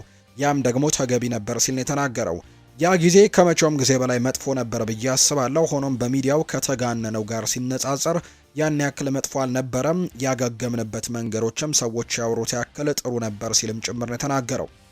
ኮቢ ማይኖ ክለቡን እንዲለቅ መክሯለሁ ብለዋል። ፖል ኢንስ ነው ይህንን ሀሳብ የሰጠው። የቀድሞ የማንቸስተር ዩናይትድ ተጫዋች ፖል ኢንስ አማካዩ ኮቢ ማይኖ በጥሬ ተጫዋቾች የዝውውር መስኮት ክለቡን በመልቀቅ ቋሚ የመሰለፍ ዕድልን ወደሚያገኝበት ክለብ እንዲያመራና በዓለም ዋንጫው እንግሊዝን እንዲያገለግልም መክሯለሁ ሲል ነው የተናገረው። ፖል ኢንስ እንደሚለው ከሆነ እኔ በኮቢ ማይኖ ቦታ በሆን ኖሮ በጥር ወር ክለቡን ለመልቀቅም አስባለሁ። ምክንያቱም የዓለም ዋንጫ ከሁሉም ነገር ቅድሚያ የምሰጠው ነገር ስለሆነ ነው። ማይኖም ክለቡን በውሰትም ሆነ በቋሚ ለቆ ለ2026 ዓለም ዋንጫ ሀገሩን እንዲያገለግል ምክሬ ነው ሲል የተናገረው። ኮቢ ማይኖ በያዘው የውድድር ዓመትም ምንም አይነት የፕሪሚየር ሊግ ጨዋታን በቋሚነት አልጀመረም። 183 ደቂቃዎችን ብቻ ነው እስካሁን ድረስ ሜዳ ላይ ማሳለፍ እንደቻለ እየተመለከትን የምንገኘው። አርሰናልን የተመለከቱ መረጃዎችን ደግሞ እናንሳ። የቀድሞው የአርሰናል ሌጀንድ ሶል ካምቤል አርሰናል በጥር ተጫዋቾች የዝውውር መስኮት ልምድ ያለው የመሃል ተከላካይ መጨመር እንዳለበት ተናግሯል። ንግግሩን ሲቀጥልም እድሜ የገፋ ቢሆንም አንድ የመሃል ተከላካይ ውሉ እስከ 6 ወር የሚቆይ በግዢ ወይም በውሰት ማዛወር አለበት፣ የኋላ መስመሩንም ማጠናከር አለበት ሲል የተናገረው ሶል ካምቤል ሲቀጥል ስለ አርሰናል የተከላካዮች ደረጃ ይናገራል። አሁን ላይ 2 ምርጥ ተከላካዮች አርሰናል አሉት። ሜዳ ላይ ሁለቱንም አለመጠቀም አይቻልም፣ የቡድኑን ሚዛን ያበላሸዋል። ቢያንስ አንዱን የግድ ሜዳ ላይ ማግኘት አለበት። ከሳሊባና ከጋብሪኤል ማጋሌሽ ውጭ ያሉት ሁሉም ተከላካዮች ከፍተኛ ተጫዋቾች ናቸው፣ ነገር ግን ሳሊባና ማጋሌሽ ደረጃ ላይ ግን አይገኙም። የአይበገሬው ቡድን አባል ሀሳቡን ሲያጠናቅቅም የአርሰናል ከሁሉም ክፍል ከተከላካዮች በተለየም የሁለቱ ተጫዋቾች አለመገኘት ምን ያክል እንደሚጎዳቸው አጽንኦት ሰጥቷል። እንግዲህ የሁለቱ ተጫዋቾች ጉዳት በመሃል ሜዳ ወይም ደግሞ በፊት መስመር ላይ ቢሆን ያን ያክል የአስቸጋሪ አይሆንም ነበር። ከኋላ መስመር ግን የሳሊባና ጋብሪኤል ማጋሌሽ ጉዳት ግን ይበልጥ ቡድኑ ላይ ያሳሰባል። ያላቸው እውቀት፣ ልምድና ችሎታ ለቡድኑ እጅግ አስፈላጊ ነው። በመጨረሻም ሀሳቡን ሲደመደም አርሰናል ከወዲሁ ሁለቱን የመሃል ተከላካይ እንዳሁኑ በጉዳት ጨዋታ የሚያልፋቸው ከሆነ ልምድ ያለው የመሃል ተከላካይ መጨመር አለበትም ሲልም ጭምር ነው የተናገረውም። እንግዲህ ኢንቪንዚብልስ የምንለው ወይም ደግሞ አርሰናል ሳይሸነፍ ዋንጫ ያነሳበት እንግዲህ ጊዜ እንደነበር እናስታውሳለና የዛ ቡድን አባል የነበረው ሶል ካምቤል ነው ይህንን ሀሳብ የሰጠው። ክሪስ ሁተን ይናገራል። ኖኒ ማንዱዌኬ በጣም ብልህ ፈራም ይመስላል። እሱ በቸልሲ ተሸንፏል ብዬ አስቤ ነበር፣ ነገር ግን ከጉዳት እንደተመለሰ ግን እያየነው ነው። አርሰናል ሳካን በቀኝ በኩል እንግዲህ ሲያስወጣው ወይም ደግሞ ማንዱዌኬን ሊጠቀምበት ይችላል። በጣም የተጨናነቀ ጊዜ እየመጣ በመሆኑ ለእነርሱ በጣም ጥሩ ምልክት ነው ብዬ ማስባለሁና ኖኒ ማንዱዌኬ በጣም ጥሩ ፊርማ እንደሆነ ተመልክቻለሁ ሲልም ጭምር የተናገረው ክሪስ ሁተን ሲናገር። የማንቸስተር ሲቲን ጉዳዮች ደግሞ እናንሳ።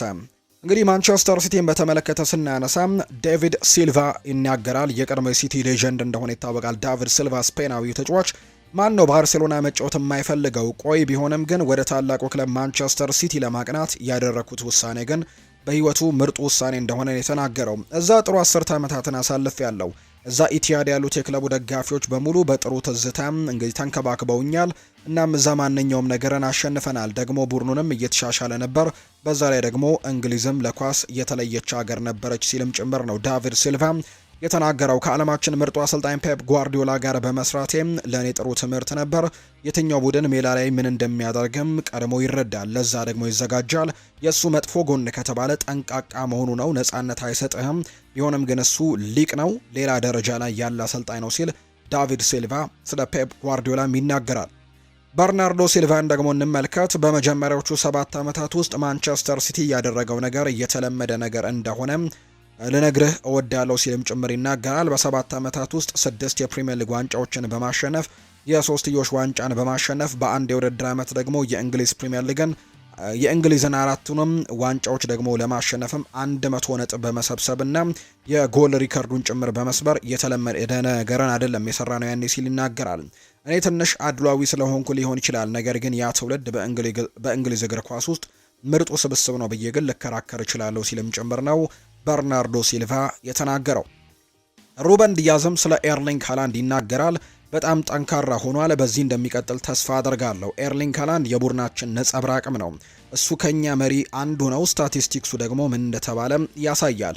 ያ ማለት ደግሞ በዚህ ቡድን ውስጥ ያሉ ሁሉም ሰዎች አስተሳሰብ መሆን ያለበት ነው።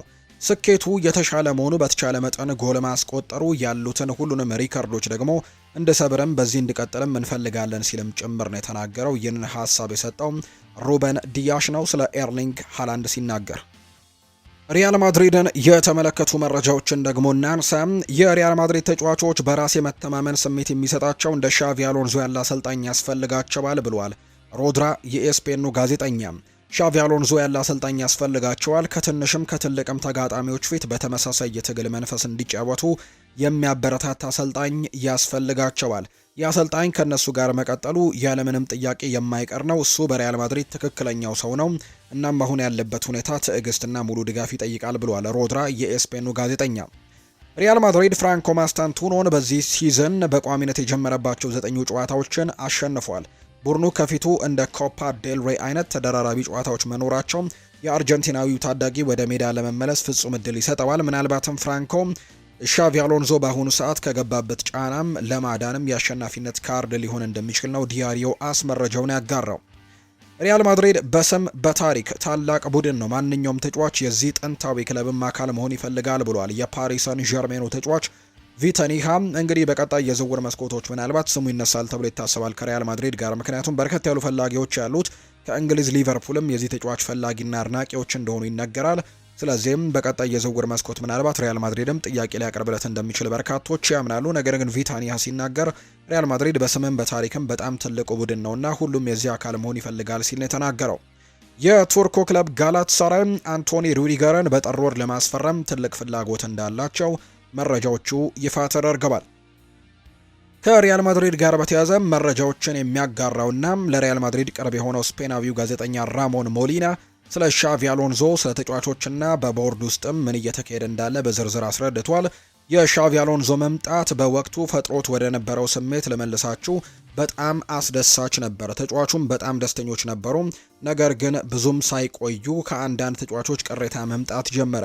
እንደ ጁድ ቤሊንጋም፣ ኤንድሪክ፣ ሮድሪጎና ቪኒሲዮስ ያሉ ተጫዋቾች ጥብቅና ቁጥጥር በሚደረግበት የአመራር ዘይቤው አለመደሰታቸውን ለቦርዱ ገልጸዋል። አሰልጣኙ ረጃጅም የቪዲዮ ክፍለ ጊዜዎችን ወስዶ ሙሉ ትኩረት እንዲያደርጉ ጠይቋቸዋል። ተጫዋቾች ወታደር ቤት እንዳለም እንግዲህ አድርጎ የሚመለከታቸው ይመስላል።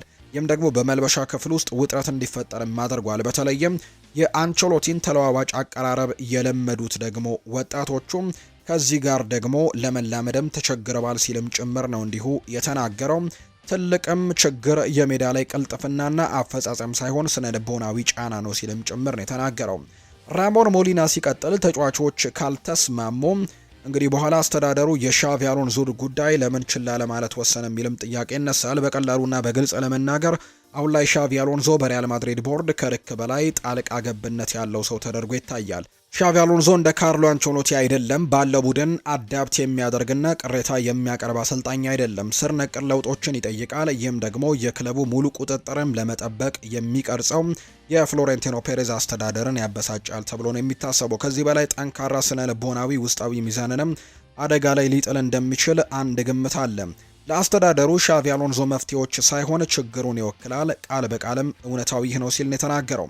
ራሞን ሞሊና ይቀጥልና ፍሎሬንቲኖ ፔሬዝ እና የቦርዱ አባላት ሻቪ አሎንዞ ከደጋፊዎች ያን ያክል ከፍተኛ ድጋፍ ያገኘበት ምክንያት ሊገባቸው አልቻለም። የደጋፊው አስተያየት እንደሚያሳየው ተስፋ ሰጪ አሰልጣኝና የዚህ ትውልድ አሰልጣኝ እንደሆነ ይገልጻሉ። የቀድሞ ተጫዋቾችም አፈጻጸሙን ያወድሳሉ። ይሁን እንጂ በክለብ ውስጥ ግን ከተጫዋቾች ጋር ያልተስማማ አመፀኛ ተደርጎ ነው የሚቆጠረው።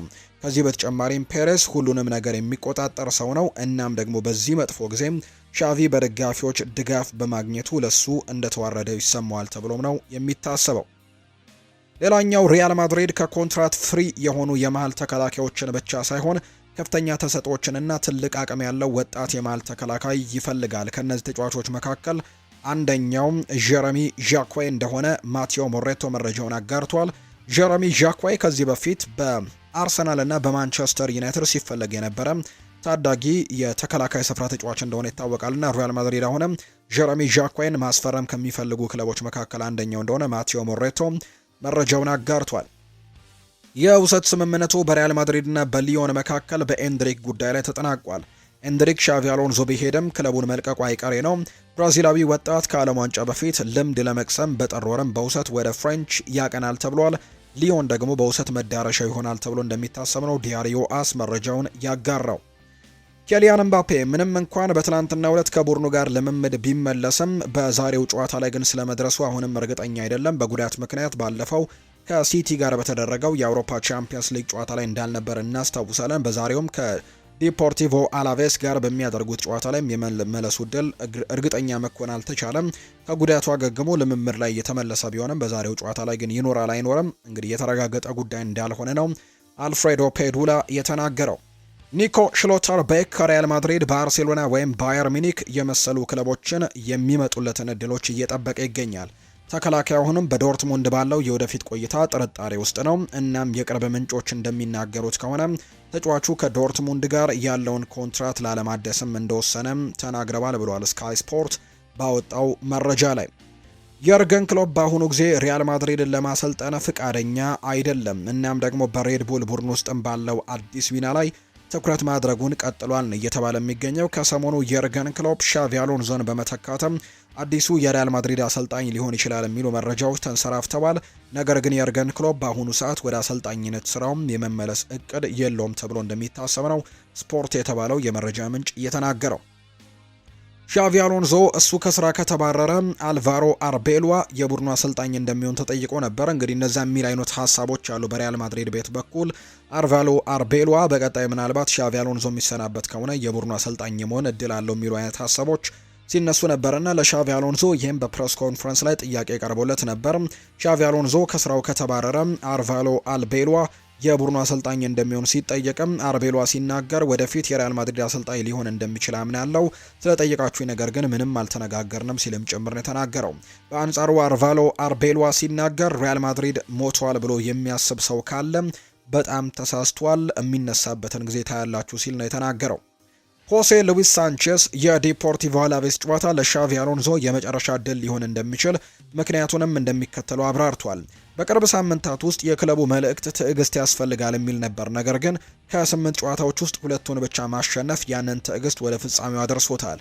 የቡድኑ አፈጻጸም፣ የጨዋታ ውስጥ ውሳኔዎች፣ የተጫዋቾች የአካል ብቃት ሁኔታና አንዳንድ ተጫዋቾች ጥቅም ላይ በሚውሉበት መንገድ መጥፎ ግንዛቤ አለ። እነዚህ ሁሉ ነገሮች የተከማቸው ወደዚህ ሁኔታ ያመጡታል። በወሳኝ ጊዜያት ውስጥም የአንዳንድ ተጫዋቾች አካላዊ የብቃት ደረጃ መቀነስ ውጤቱን አባብሶታል። እንዲሁም በተከታታይ በተደረጉ ያልተሳኩ ተጫዋቾች ምርጫ ምክንያትም እነዚህ ሁሉ ሪያል ማድሪድ በቂ ውጤት እያስገኘ እንዳልሆነ አጠቃላይ ስሜት ፈጥረዋል።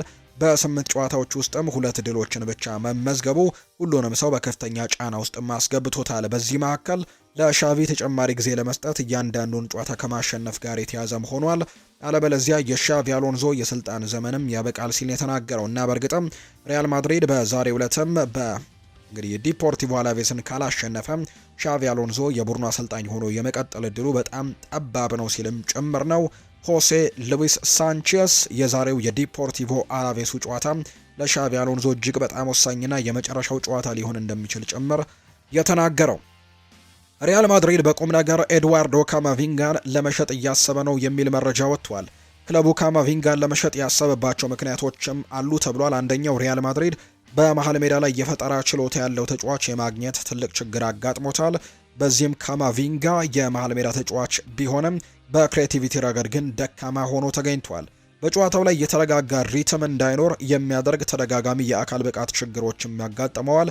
ባለፈውና በአሁኑ የውድድር ዓመት መካከልም በጉዳት ምክንያት ለ204 ጨዋታዎችም ከጨዋታ ውጪ በመሆኑ ወሳኝ ጨዋታዎች አምልጠውታልና በእነዚህ ምክንያትም ኤድዋርዶ ካማቪንጋን ለመሸጥም ሙከራዎችን ሊያደርግ እንደሚችል ነው የተናገረው። እንግዲህ የዚህ ተጫዋች ፈላጊዎች በጣም በርከት ብሎ በእንግሊዝ ይገኛሉ ተብሏል። እነ ሊቨርፑል፣ እነ ማንቸስተር ዩናይትድ ካማቪንጋን ለማስፈረም ፍላጎት ካላቸው ክለቦች መካከል ከዚህ በፊት ስማቸው ሲነሳ ነበርና ለእነዚህ ክለቦች ጥሩ ዜና ይመስላል። ካማቪንጋን ለመሸጥ ሪያል ማድሪድ በቁም ነገር እያሰበ እንዳለ ነው መረጃዎች በትልቁ አሁን ላይ እየወጡ የሚገኙት።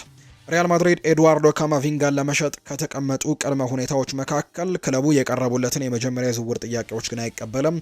ካማቪንጋ ምንም እንኳን በጥሩ አካላዊ ሁኔታ ላይ ባይሆንም ከእድሜውና ከኳሊቲው አንጻር ግን ሪያል ማድሪድ እሱን ለመሸጥ ያቀረበው ዋጋም ወደ 100 ሚሊዮን ዩሮ ሊጠጋ እንደሚችል በርካቶች ይገምታሉ። ይሄ ግን በጣም የተጋነነ እንደሚሆን ነው በርካቶች የሚያስቡት። ነገር ግን ኤድዋርዶ ካማቪንጋ እንዳልኳችሁ ቀደም በፕሪሚየር ሊጉ በጣም ብዙ ፈላጊ ክለቦች እንዳሉት ነው መረጃዎች የሚያሳዩትና ይህንን ተጫዋች ለማስፈረም በሚቀጥለው ክረምት የተጫዋቾች የዝውውር መስኮት ትልቅ ፉክክሮች ሊኖሩ እንደሚችሉ ጭምር የሚያሳዩ መረጃዎች በትልቁ እየወጡ ይገኛሉ።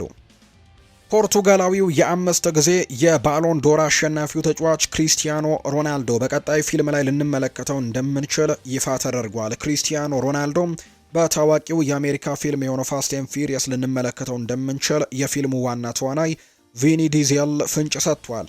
በቀጣዩ ላይ እንግዲህ በፊልሙ ላይ ለክሪስቲያኖ ሮናልዶ ለሱ የሚሆን ገጸ ባህሪ ተጽፎለታል ሲል ነው ቪኒ ዲዜል የተናገረው። የእግር ኳስ ማብቂያው እድሜ ላይ የሚገኘው ፖርቱጋላዊው ክሪስቲያኖ ሮናልዶ ኮከቡ ተጫዋች በቅርቡ የራሱን የፊልም ስቱዲዮም እንደከፈተ የምናስታውሰው ጉዳይ ነውና በቀጣይ ግን በታዋቂው ፊልም ላይም ልንመለከተው እንደምንችል በቀጣይ በሚለቀቀው ሲዝን ላይም ልንመለከተው እንደምንችል ጭምር ነው መረጃዎች እየወጡ የሚገኙትና ይህም ከእንግዲህ ፊልሙ ሰዎች ወይም ከፊልሙ ባለሙያዎች እንደተረጋገጠ ጭምር ነው መረጃዎቹ እየወጡ የሚገኙት።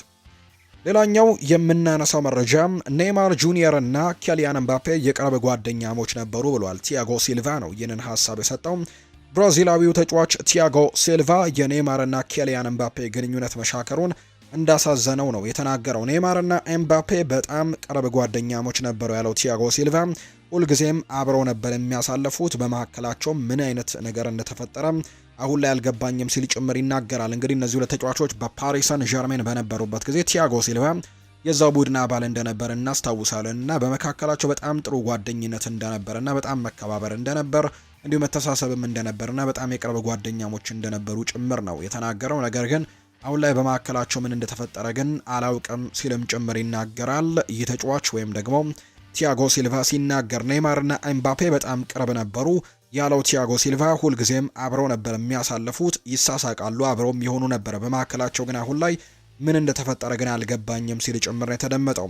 በሰዓቱ እኔ ፓሪስ ሰን ዠርሜን አልነበርኩም፣ የችግሩ ፈጣሪ ማን እንደሆነም አላውቅም፣ ነገር ግን በጣም አስከፍቶኛል ሲል ነው ሲልቫ የተናገረው። እሱ እንግዲህ ወደ ቸልሲ ካመራ በኋላ በሁለቱ ተጫዋቾች መካከል የነበረው ነገር እንደሻከረና በሰዓቱ ማን ጥፋተኛ እንደሆነ እንደማያውቅ ምክንያቱም በጊዜው በፓሪስ ሰን ዠርሜን እንዳልነበር ጭምር ነው የተናገረው።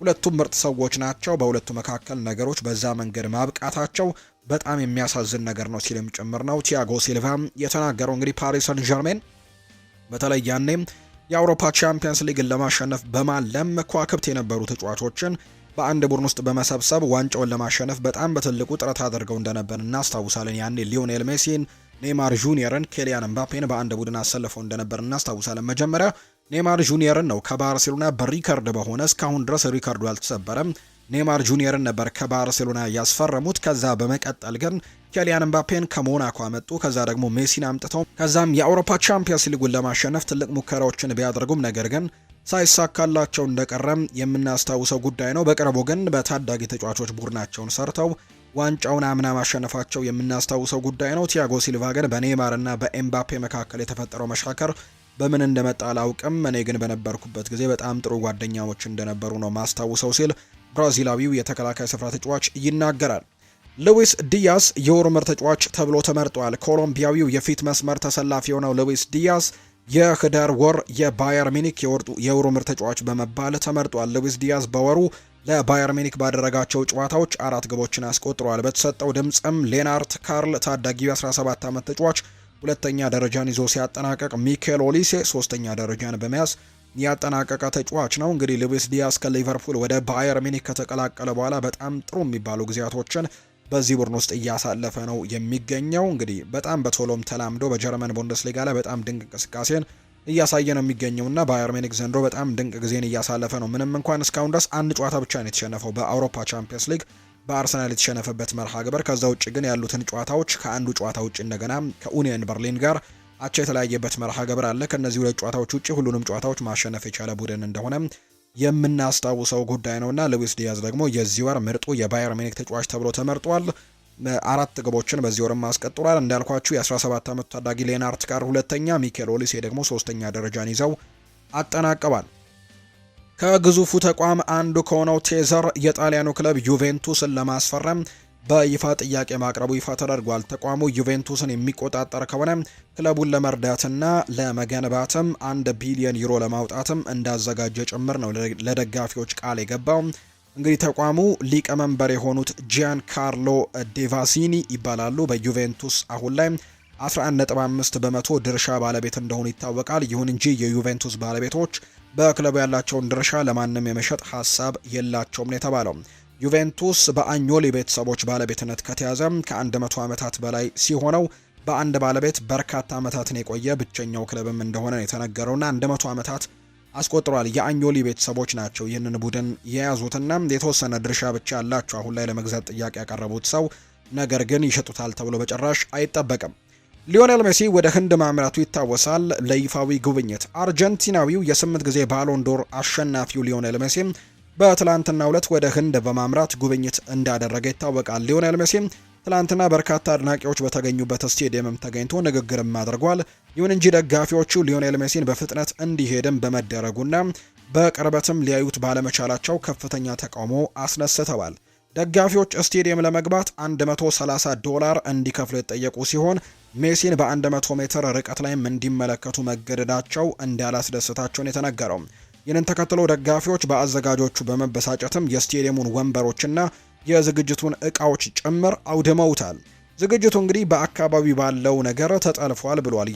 የህንድ መንግስት መግለጫውን ሲያወጣ እንግዲህ ሚኒስትሩ የሊዮኔል ሜሲ ዝግጅት ወደ ሁከት እንዲያመራም በስፋት እንግዲህ አካባቢውን የሚመሩት ሰዎችም ናቸው በማለት ነው የወቀሱት። አስቴታቸውን የሰጡት የህንድ መንግስትም እንግዲህ ሱካንታ ማጁምዳር ናቸው ሀሳባቸውን የሰጡት። ሚኒስትሩ የዓለም ምርጡ ተጫዋች በርካታ የሀገሪቱ ክፍልን ጎብኝቷል፣ ነገር ግን የተፈጠረው ነገር የለም ሲሉ ጭምር ነው የተናገሩት። ዝግጅቱን ምዕራብ ቤንጋል የሚመራው ፓርቲ እንግዲህ ጠልፎታል ያሉት ሚኒስትሩ ሁሉም እንግዲህ ተሳትፈዋል፣ የገንዘብ ዘርፊያም ተካሂዷል ሲሉ ጭምር የተናገሩት። ትኬቶች በተለያዩ ነገሮች ጭምር ሲሸጡ ነበር፣ በዚህም በግልጽ ማጭበርበሮችም ነበሩበት በማለትም ጭምር ነው የተናገረው።